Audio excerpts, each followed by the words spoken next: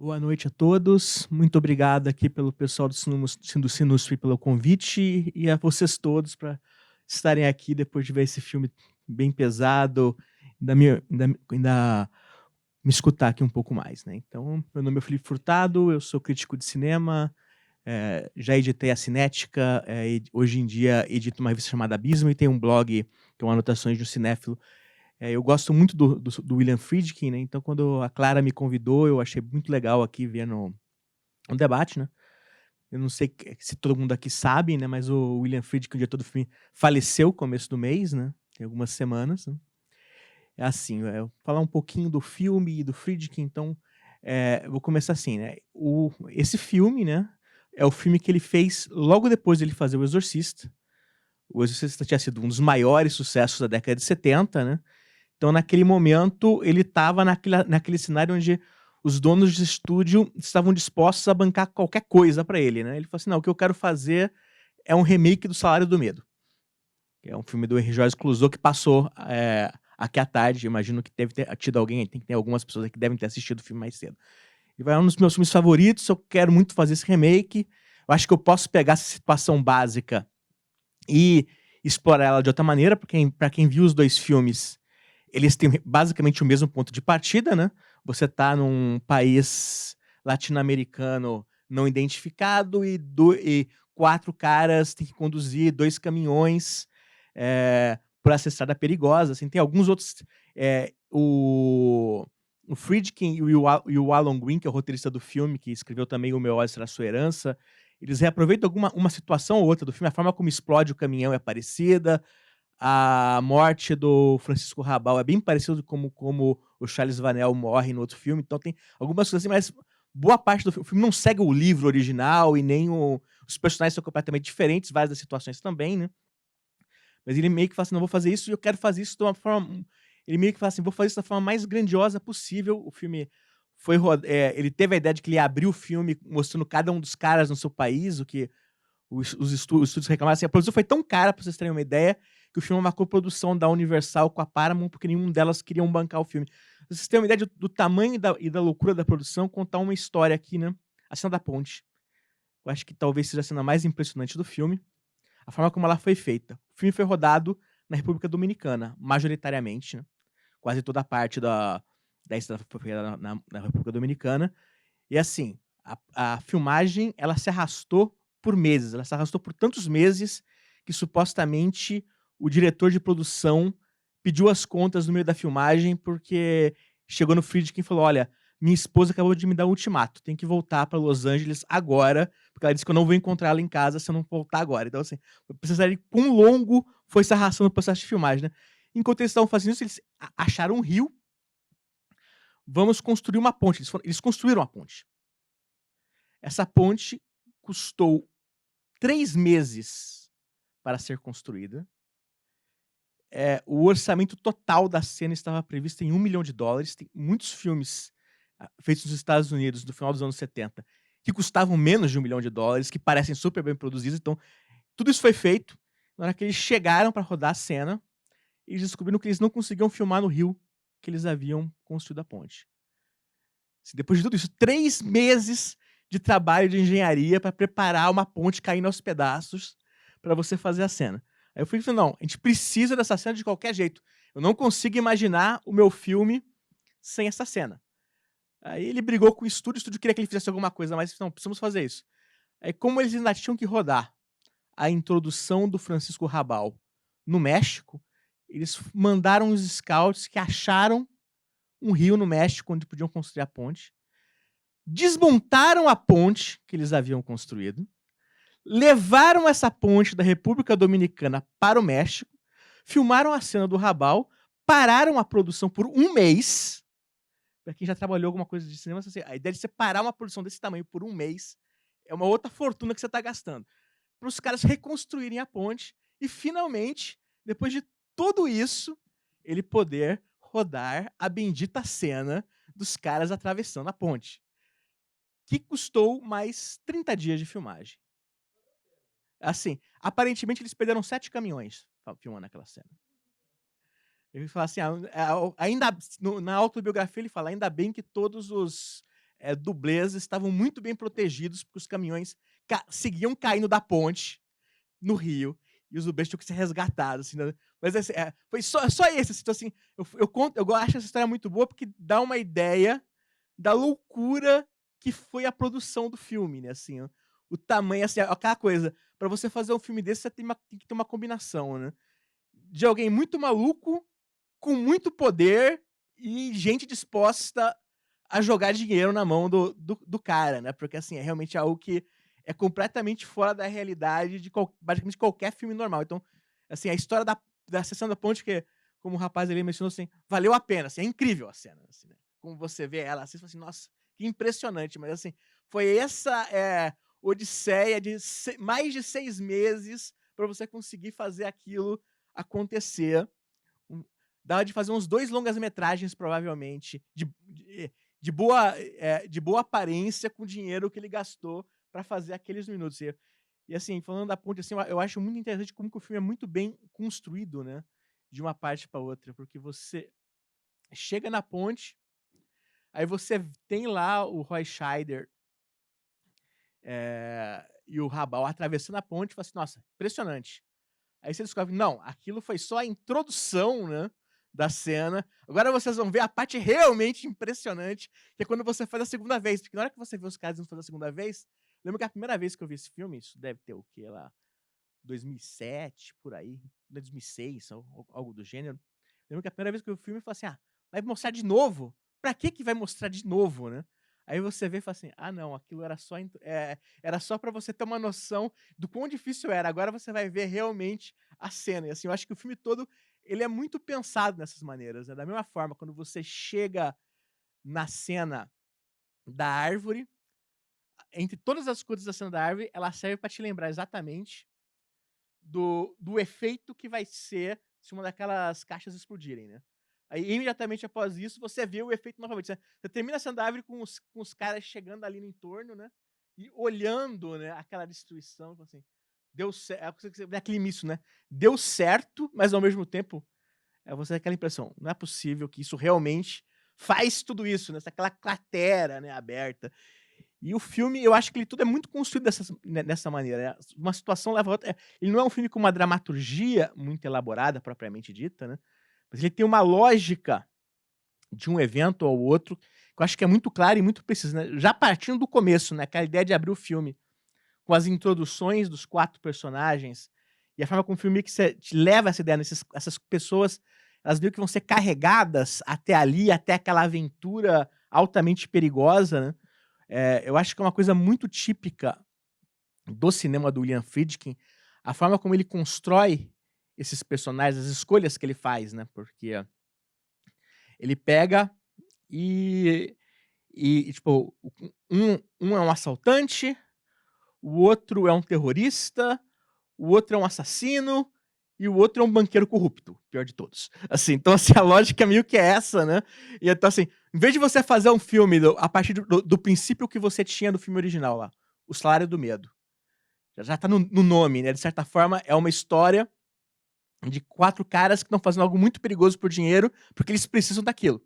Isso também tá no filme do Friedkin, de certa maneira, mas ele meio que inverte a lógica das coisas, né, porque assim, ele pega 4 figuras que você não tem especialmente nenhum motivo pra torcer por elas, mas assim, eu vou conseguir deixar as pessoas interessadas na trajetória desses caras, e você tem esse fundo, não, esses caras estão tendo que fazer isso porque eles precisam do dinheiro, mas eu acho que muito mais do que isso, você tem uma lógica de que de certa forma, assim, é um trajeto que só pessoas que estão muito atrás da grana e que não se preocupam se elas vão morrer no meio do caminho, poderiam fazer, né, assim. Tem uma lógica masoquista muito forte ali naquela ideia, assim. Tem aquela coisa assim, esses caras, de certa forma, se eles morrerem ali, eles não pra eles é meio que aceitável no sentido de que, assim, eles fizeram coisas na vida pregressa deles que tornaria aquele final, de alguma maneira, é, um final possível ali, né, e os personagens meio que assumem isso. Eu acho que, especialmente nas cenas com o Bruno Kremer, né, que é o banqueiro francês, eu acho que essa ideia toda é bem articulada, de que ali você tem, de que você não tá indo pra aquele lugar só pra se esconder, né, você também tá um pouco indo pra aquele lugar por punição, né, assim, tem uma isso tá na lógica do filme, você tem aquela cena que ainda na parte inicial do filme, que o Roy Scheider chega no Bruno Kramer pra puxar conversa, né? E meio que e manda alguma coisa do tipo: "Ah, o clima aqui não era bem o que você esperava, né?" E ele responde de volta: "Não, era exatamente o que eu esperava." Porque aquele cara não está ali, simplesmente por nada, né? Ele acha que ele merece, de alguma maneira, estar no purgatório, né? Eu lembro que na autobiografia do Friedkin ele conta, né, que eles foram fazer o filme na República Dominicana, uma superprodução de Hollywood, né? Então, evidentemente, marcaram pra ele um jantar com o presidente da República Dominicana. Aquelas coisas, né? Aí o presidente falou assim: "Estou muito feliz que você está aqui. Quero muito que você mostre as belezas do país para o resto do mundo." E o segundo Friedkin conta isso, assim: "E eu pensando comigo mesmo, e eu estou aqui para filmar o inferno na Terra." Apesar de que o Friedkin também fala depois que quando ele foi finalmente montar o filme, ele percebeu que muitos das imagens de natureza na estrada eram muito bonitas, muito mais do que ele esperava enquanto ele estava filmando. Foi só na hora que eu fui montar o filme que ele fala que ele percebeu que eles captaram alguns momentos de beleza dentro daquela construção toda. Mas assim, eu acho que o filme ele tem essa lógica realmente muito pesada, né, da construção do ambiente. Isso eu acho que é uma ideia que, de uma forma ou outra, tá em muitos filmes do Friedkin. Com frequência, quando você lê textos sobre o Friedkin, as pessoas batem muito na tecla de que tem um lado realista no cinema dele, e até tem, mas eu acho que é muito mesmo realismo e muito mais, assim, uma certa obsessão por uma autenticidade, né. Ele faz um trabalho de pesquisa muito detalhado, ele gosta de buscar, tentar colocar isso de volta dentro do filme. Então, assim, muitos dos elementos, assim, o trabalho de locação é feito com muito cuidado e toda aquela assim, ele quer que você experiencialmente, né, embarque naquele espaço como um todo, que eu acho que é algo que tem em quase todos os filmes dele, de uma maneira ou de outra. Quando ele fez o Operação França, né, ele conta que o Operação França ele é baseado, na verdade, nem todo mundo sabe disso, num caso real, né, o que era na época, no começo dos anos 70, a maior apreensão de heroína nos Estados Unidos até então, e ele fala assim: "Não, o produtor me deu aqui um livro de não ficção, eu acho o livro chatíssimo, mas assim, mas achei que a operação policial em si era curiosa, e me levaram e me apresentaram para os 2 policiais que inspiraram os personagens, né." Eu passei 4 meses convivendo com os caras o tempo todo, ia nas batidas com eles, assim, isso me deixou interessado em fazer o filme. Conhecer os 2 caras, conhecer eles, assim, então assim, o processo era muito menos, tipo, o livro não importa, eu mudei metade dos detalhes da operação, mas assim, conhecer os caras ali me importava, e fazer um filme que mais ou menos, colocasse eles em cena me importava muito, né. Ele conta isso, ele fala que o processo de filmagem do filme foi horrível para o Gene Hackman, porque o Gene Hackman, bom progressista americano, odiava policiais, e ele passou o processo inteiro de filmagens junto do cara que ele estava interpretando, com o fim de falar assim: "Não, imite ele ao máximo." Ele falou assim, de repente fazendo o maior esforço de tentar buscar nele algo que permitisse, né, ele se identificar com o cara, e achando tudo aquilo horrível. Aí ele fala: "Ah, a gente ia fazer a cena, o Hackman prendia o cara, passava a algema do jeito que ele estava assim, e o cara apontava para o Gene Hackman: 'Nossa, ele é mais eu do que eu.'" E o Gene Hackman voltava pro trailer desesperado: "Eu não quero ser mais esse cara do que ele", né, assim. E o Friedkin tinha essas obsessões, essa ideia de que, não, tem que captar essas coisas ao máximo, né, no máximo de detalhes possíveis. E eu acho que isso tá de alguma maneira em quase todos os filmes dele, mesmo nos menos interessantes. Eh, e eu acho que no Comboio do Medo, eu acho que isso é uma coisa muito central, assim, né, a ideia de que ele foi ali pra República Dominicana e meio que tá tentando passar o máximo da experiência daquele lugar, tal qual ele consegue enxergar ela. Evidentemente, tem muita mistificação de gringo no filme, isso meio que é inevitável, né, mas da experiência dele ali naquele lugar. Então, assim, o filme como um todo, eu acho que ele tem uma certa lógica muito forte de filme processo, assim, o realizar é um filme sobre 4 malucos fazendo um trajeto louco, realizado por pessoas que, no fundo, também são meio malucas, fazendo, a própria versão delas do trajeto louco. Eu acho que a cena da árvore, nesse sentido, ela é muito exemplar, porque, basicamente, ela é uma cena de processo de engenharia, né. O personagem do Amidu, basicamente, bola o que nós vamos fazer para conseguir fazer isso? Que é, no fundo, o que o Friedkin e os seus colaboradores estão fazendo o filme todo, né, tipo, eu imagino que em vários pontos do filme os dublês ele parou com os dublês: "E aí, eu quero isso, como que vocês conseguem fazer isso?" E provavelmente as conversas e a forma como a coisa desenvolvia era muito parecida, eu acho, com como a cena como um todo ela funciona. Então acho que o filme faz muito isso, tipo, você tá meio que colocando o processo de realização do filme, né, dentro do filme. Acho que quando você compara o filme com O Salário do Medo, os 2 filmes são experiências muito diferentes e, assim, eu acho que você nota nesse tipo de diferença, acho que muito clara, tipo assim, O Salário do Medo é muito mais, vamos dizer assim, um filme pensado de antemão, né, um roteiro que tá fechado dramaturgicamente, psicologia dos personagens, você vai fazer esse trajeto, o fundo social político tá ali em primeiro plano, né, enquanto eu acho que no filme, no Comboio do Medo, você tem ideia, não, eu vou pegar essas mesmas bases, elas não vão desaparecer por completo, mas, assim, elas me servem de desculpa para realmente construir um cinema experimental, experiencial, que você só teria como fazer de fato, né, com uma estrutura,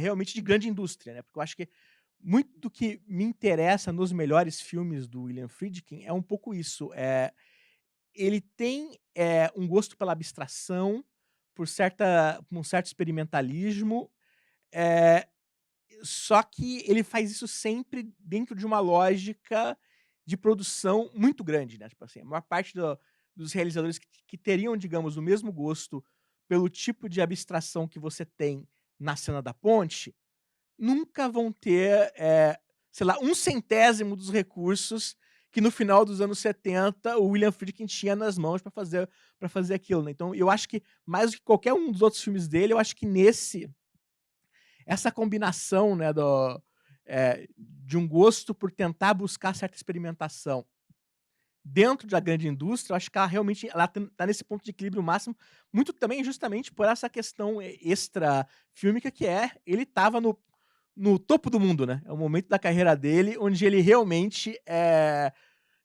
tá com cheque em branco pra fazer o que ele quisesse, tanto é que ele conta, né, que originalmente ele ia fazer o filme com o Steve McQueen no papel do Roy Scheider, na verdade originalmente era pra ser o Steve McQueen no papel do Roy Scheider, o Marcello Mastroianni no papel do Francisco Rabal, e o Lino Ventura no papel do Bruno Cremer.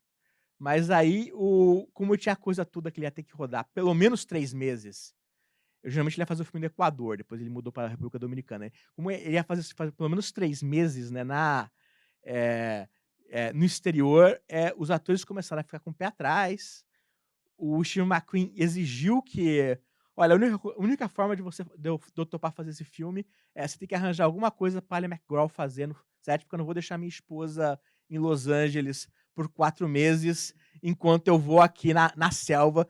Porque todo mundo fala, todo mundo aparentemente de toda a pré-produção falava pra ele: "Por que que a gente não filma esse filme na Califórnia? Por que que a gente não filma esse filme na Califórnia?" Acho que quando você vê o filme, você entende assim, não, ele não podia fazer esse filme num estúdio na Califórnia, ele precisava achar um lugar. O filme ele nasce daquelas locações, né. Ma então assim, ele chegou, finalmente ele chegou no Steve McQueen, que era, sei lá, um dos 4 ou 5 principais astros do cinema americano, e falou assim: "Desculpa, eu não tenho como fazer o filme, não tenho como fazer o que você quer. Ou você faz o filme do meu jeito, ou a gente não faz." E isso meio que resultou depois no processo dele perder todas as estrelas que ele tinha meio que pré-montado pra fazer o filme. O Mastroianni tinha acabado de se divorciar da Catherine Deneuve e falou que não tinha também como ficar 4 meses no exterior, porque ele tinha prometido pra filha que não ia mudar nada na vida deles, e ele não tinha como passar meio ano praticamente sumido, né.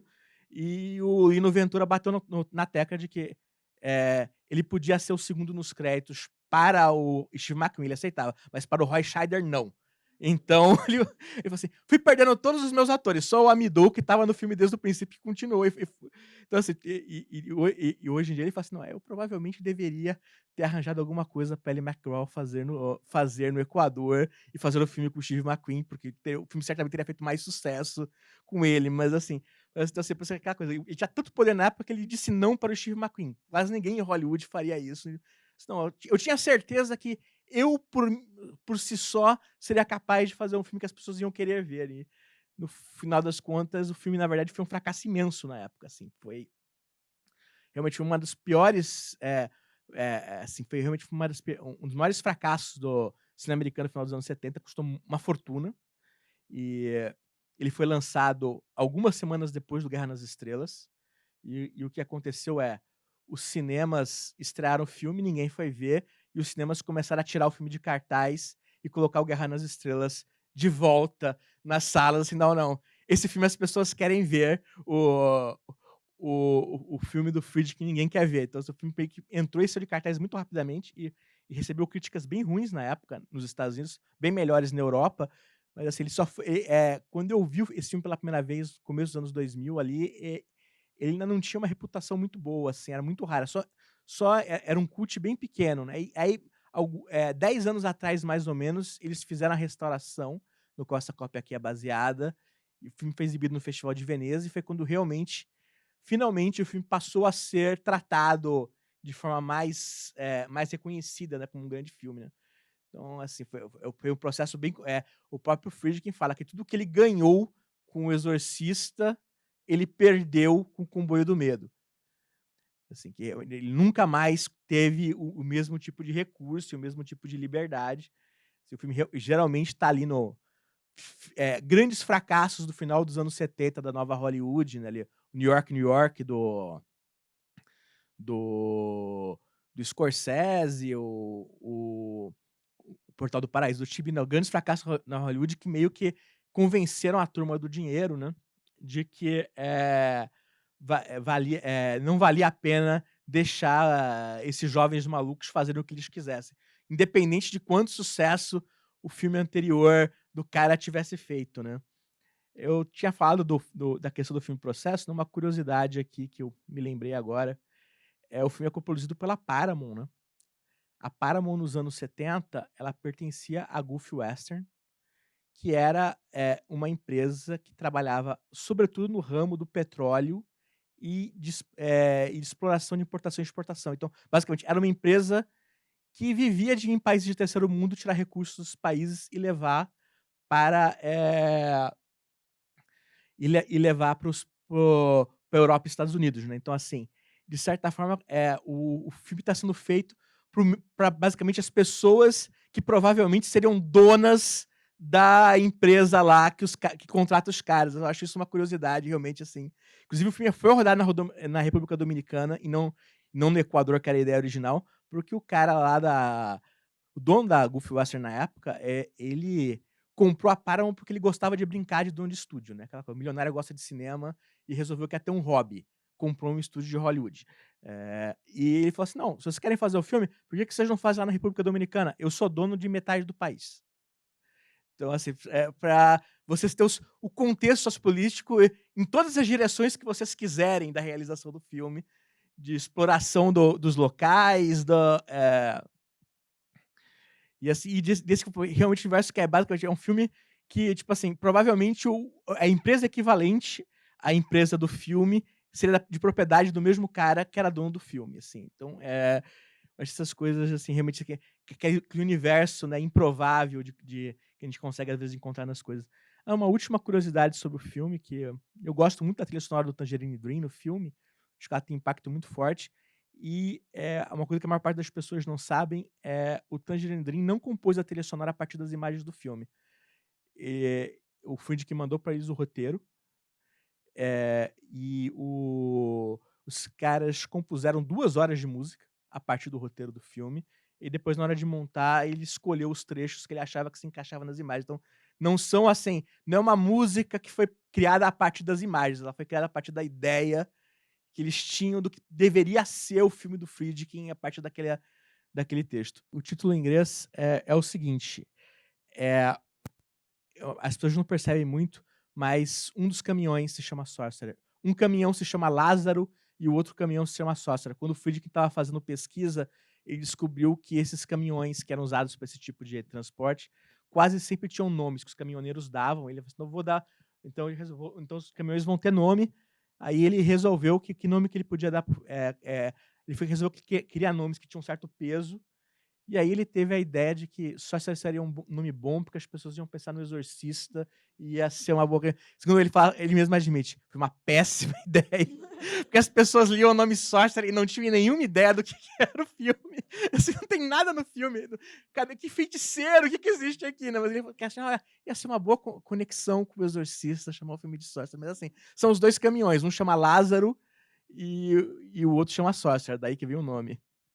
Você comentou que a produção do filme foi bem selvagem. Você sabe se alguém chegou a morrer durante as gravações? Não, não. Ninguém morreu nas gravações do filme, felizmente. Ufa. Assim, apesar de que certamente ela não foi feita nos melhores termos de segurança possíveis, mas pelo menos ela foi feita com mais dinheiro. Assim, eu lembro que na autobiografia do Friedkin ele conta que quando ele fez a Operação França, ele tinha certeza que ele não matou ninguém por pura sorte. O filme que ele fez, ele falou assim: olha, hoje, agora que eu sou um homem, aí ele escreveu a biografia dele, quando ele estava com 70 e poucos anos, assim, nesse ponto da minha vida eu olho e falo, nossa, eu era muito doido, assim, nenhum filme vale algumas das coisas que eu fiz com as pessoas que estavam fazendo as coisas, mas na minha época ali, de 30 anos de entusiasmo, assim, vamos lá, vamos, se joga aqui, ele falou assim, por sorte ninguém morreu, mas até hoje eu acho que foi só por sorte, mas assim, mas nesse caso aí, como a produção era maior, eu imagino que a segurança era um pouco mais cuidadosa. Mas foi o que eu falei, 7 caminhões caíram no rio enquanto eles faziam aquela cena da ponte. Na hora que você escuta isso, você fala assim, alguma coisa podia ter dado errado em um daqueles momentos. A produção foi feita num modo de produção que hoje em dia ninguém conseguiria fazer, inclusive por questões éticas, de você falar assim, não dá para você arriscar os dublês ao ponto que você está fazendo isso aqui, né? Nessa época você ainda trabalhava com a lógica, não, dá para fazer. Vamos lá, a visão é essa, vamos lá e vamos executar ela, né? Por sorte, todas as pessoas que trabalharam nesse filme sobreviveram. Eu queria saber como que o Friedkin, ele conseguiu sobreviver profissionalmente depois do fracasso do filme? Ele conseguiu É, produções novas? Porque você citou o Cimino teve muita dificuldade, né, ele de conseguiu com mais facilidade do que o Cimino. Ele teve dificuldades depois disso. O filme que ele faz logo depois disso é uma comédia de roubo com o Peter Falk chamada The Brink's Job, esqueci o título em português do filme agora, desculpa. Que é um filme legal, mas assim, era uma produção do Gino De Laurentiis, que era um produtor italiano, que era um filme que tinha sido começado pelo John Frankenheimer, que o Frankenheimer tinha desistido. Então, assim, daí você tem a diferença de status de uma produção para outra. Dos estúdios darem tudo para ele, para assim, não, vou fazer um filme pequeno aqui. E depois ele vai fazer alguns filmes um pouco maiores, assim, por exemplo, Cruising com o Patino, Parceiros da Noite, é um filme com produção razoavelmente grande, tinha o Patino e tudo mais, mas assim, ele nunca mais teve os recursos. Inclusive, ele tinha um contrato de desenvolvimento com a Universal, o cara passou um contrato longo, que a Universal encerrou no dia seguinte ao lançamento do filme. Falou assim, ó, você custou pra gente 15 milhões de dólares, a gente não vai honrar isso daqui. Então, assim, mas assim, então ele teve dificuldade, mas ele conseguiu filmar com bastante dificuldade nos anos 80. Ele teve um momento de sorte, nepotismo dos anos 90. A esposa dele virou presidente da Paramount nos anos 90. Então, durante ali cerca de 12 anos, mais ou menos, ele trabalhou na Paramount regularmente, sem nem de longe os recursos que ele teve em outros tempos, mas no esquema do tipo assim, a esposa é a chefe do estúdio, algum roteiro do estúdio a cada 2, 3 anos caía no colo dele para ele realizar. Então até 2003 ele filmou com alguma facilidade. Aí depois disso ele fez mais 2 longas, um em 2006 e outro em 2011. E ele tá com um filme póstumo, né, que ele tinha acabado de filmar, que vai ser lançado agora no Festival de Veneza. Mas que aí sim, todos filmes bem pequenos, bem baratos. Assim, ele foi realmente afetado, mas não afetado como o Cimino, por exemplo, foi. Assim, ele conseguiu mais ou menos lidar ali dentro, mas assim, ele nunca mais teve nem de perto os recursos que ele teve que ele teve na mão para fazer tanto o Exorcista quanto o Comboio do Medo, que esses 2 filmes realmente, tudo que ele quis, os estúdios deram pra ele. Eu vou dar uma voltinha pra chegar no meu ponto, mas estava pesquisando aqui. Primeiro que vendo o filme, eu tive uma visão bem, tipo, do Coração das Trevas. Eu pensei essa coisa eles atravessando um percurso, indo pra loucura. E eu confesso que eu não assisti o Apocalipse Sinal até hoje, mas eu sei que tem toda essa questão de filmar fora e todas as dificuldades. Eu tava vendo que o filme é de 79 também. Eu tava pensando, será que esse filme impactou de alguma forma depois nesse tipo de Olha, é, filmagem, muito longa, muito exaustiva, que alguém tem muito poder, mas acaba, de certa forma, olha, dando errado? olha, tem muitos pontos de contato entre o Apocalipse Now e esse filme. Inclusive, né, o Friedkin e o Coppola, eles foram sócios de uma produtora no meio dos anos 70. A Conversação do Coppola foi produzido por essa produtora, então, assim, eles eram amigos muito próximos, assim. De certa forma, o que o Friedkin fez nesse filme e o que o Coppola fez no Apocalipse Now, que começou com um projeto dessa produtora que eles tinham juntos, é realmente bem parecido como experiência e tudo mais que aconteceu. A diferença é, quando o Apocalipse Now foi lançado, apesar do filme ter custado uma fortuna, ter quase matado o Coppola, ter quase matado o Martin Sheen, tudo mais, assim, as pessoas gostaram do filme, o filme foi indicado pro Oscar, ganhou a Palma de Ouro em Cannes, fez sucesso de público, apesar de que eu acho que perdeu dinheiro na época do lançamento, mas aquela coisa. Mas só porque tinha custado uma fortuna, né? Assim, as pessoas foram ver o filme, então assim. Então, bom ou bem, o Coppola teve que esperar o do fundo do coração alguns anos depois para realmente ter a experiência do mundo cair na cabeça dele, porque a loucura dele, ele teve o retorno na época. Mas, assim, mas eu acho que, assim, como projetos e como experiência, eu acho que eles têm muito a ver um com o outro. Acho que dá tranquilamente para assistir os dois filmes juntos e traçar paralelos na forma como as coisas funcionam. Com a diferença que eu acho que aí é uma diferença que é bem relevante, que é o Coppola saiu para fazer um filme que era para ser um discurso sobre a guerra do Vietnã, né? E de certa forma o Friedkin ele vai na direção oposta. Ele é um formalista que tá meio que colocando em segundo plano o discurso político que tinha no livro e no filme original, enquanto o Coppola não. Ele quer encontrar uma discussão toda ali, bem mais elaborada, né, sobre o que seria o Vietnã e sobre a presença do estrangeiro naqueles lugares. Assim. Então, acho que tem todas essas questões assim, mas eu acho que como essa experiência de descida ali ao inferno desse lugar meio abstrato do terceiro mundo, eu acho que os dois filmes têm muitos pontos de contato e eu não teria muita dúvida de que provavelmente o Coração nas Trevas do Conrad é um livro que o Friedkin deve conhecer e que certamente ele tinha minimamente em mente, né? Aliás, uma curiosidade aqui que eu me lembrei, que o Friedkin conta em entrevistas, e quando eles estavam começando a desenvolver o projeto com o Alan Green deu para ele os 100 Anos de Solidão e falou assim, isso aqui é um livro muito bom para você ler, para você pensar um pouco sobre esses lugares que a gente vai filmar. Então, você vê como que as conexões meio que se espalham, assim, né? Mas assim, eu acho que tem muito a ver, assim, Apocalipse Now com esse filme, assim, com um projeto, tanto como projeto estético como experiência pro espectador, realmente. Boa noite, Felipe. Muito legal aqui a sessão e esse espaço. Acho muito gostoso tudo isso, principalmente ver esse filme. Primeira vez que eu vi esse filme, então ainda estou matutando muita coisa na cabeça. E eu pensei muito no que você falou do Friedkin, dele buscar realmente essa sensação real de você estar realmente vivendo aquela situação. E pensando assim, né, pensando em filme, pensando em bomba, pensando em explosão, eu penso muito também no Oppenheimer, né, que a gente tem um caso do Nolan virando e também pregando muito essa questão do realismo e pegando, tipo, eu penso muito nos dois, e é claro que tem uma diferença que o Friedkin, ele gosta de cinema, ele gosta do que ele está fazendo, e só que eu também penso muito nessa discussão, dessa questão de você capturar realmente a coisa no real, assim, sabe? Sei. Olha, assim, eu não vi o Oppenheimer ainda. Mas, assim, uma coisa que eu vou dizer, trabalhando com o que eu vi dos outros filmes do Nolan, que eu acho que é um ponto que ele e o Friedkin têm em comum, eles são ambos realizadores que gostam muito de literalizar as coisas, né?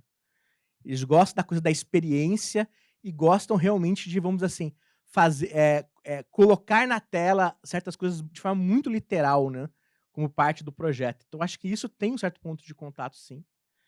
E eu acho que isso também vai um pouco em certas ideias de montagem, que eu acho que eles usam, assim, realmente usar recursos de montagem de forma muito clara para, vamos dizer assim, né, alterar a experiência do espectador, né, assim, são os tipos de realizadores que vão colocar um plano rápido ali só para ele ter um impacto em como a gente vê aquela imagem, porque então, assim, eu consigo entender onde, eu não vi o Oppenheimer ainda, mas eu consigo imaginar que certas das obsessões realistas do filme, de tentar colocar as coisas na tela, devem ser não tão distantes assim de um pouco do que o Friedkin faz, porque o Friedkin realmente tem essa obsessão muito clara em quase todos os filmes dele. Né? Eu tava falando do Parceiros da Noite, né? O Parceiros da Noite tem a história, né? Porque o filme é baseado num livro, aí depois o filme também é baseado numa série de assassinatos que aconteceram no meio gay de Nova York no final dos anos 70, que foram investigados por um policial que tinha sido contratado como consultor para o Friedkin antes, então ele conhecia o cara, conversou com o cara, fez o cara conversar com o Pacini, passar para ele todas as experiências que ele teve de passar 2 meses infiltrado ali, então, assim, ele tem essas obsessões. Aí depois o filme falou assim, não, mas eu ainda assim precisei passar eu também 2 meses visitando os bares gays de Nova York, porque eu precisava conhecer o lugar que eu ia filmar. Então, assim, ele tinha essa ideia, essas obsessões realmente são muito recorrentes assim, na carreira dele. Né? Tem uma história maravilhosa do Friedkin, que eu acho que, quando ele faleceu no começo do mês, circulou muito, que é a história que ele conta de que o falsificador que ele contratou para fazer as notas do Viver e Morrer em Los Angeles era tão bom, tão detalhado, que depois ele passou anos passando as notas falsificadas pela cidade como se fossem de verdade, porque ele ficou com uma boa grana falsificada do filme para ele mesmo, e ficou, inclusive ele conta que em certo momento a Polícia Federal Americana contatou ele dizendo que eles estavam desconfiando que notas do filme estavam circulando em Los Angeles. Ele: não, isso nunca aconteceu. Aí depois que o crime tinha expirado lá o prazo legal, ele falou assim, não, sim. Era eu que estava distribuindo o dinheiro. O cara ficou no set o tempo todo, ele nos mostrou como que fazia, todas as cenas com o William Dafoe ali são detalhadas a partir da lógica do cara, assim, eu não sei quem assistiu Viver e Morrer em Los Angeles, mas ele tem uma cena de falsificação de dinheiro que é quase um mini documentário sobre como que você faz, como que você comete o crime e tá lá colocado em cena. Então, assim, ele realmente tem um gosto muito grande por esse tipo de situação, né? Eu acho que nesse filme você percebe muito esses momentos onde o que dava de entrar, entrou de alguma forma em cena. Mais alguma pergunta? Acho que então a gente pode... Tem um horário legal para encerrar, para pegar o circular. Gostaria de agradecer todo mundo por ter vindo e principalmente ao Felipe por ter topado o nosso convite. Essa foi uma sessão em homenagem ao Friedkin e eu acho que quando um cineasta grande assim morre, sempre que possível, não deixar isso passar em branco e usar como uma oportunidade para continuar vendo a obra dele, para todo mundo que ainda não conhecia e conhecer, né? Então é isso, muito obrigada. Obrigada, Felipe. Obrigado a vocês todos aí.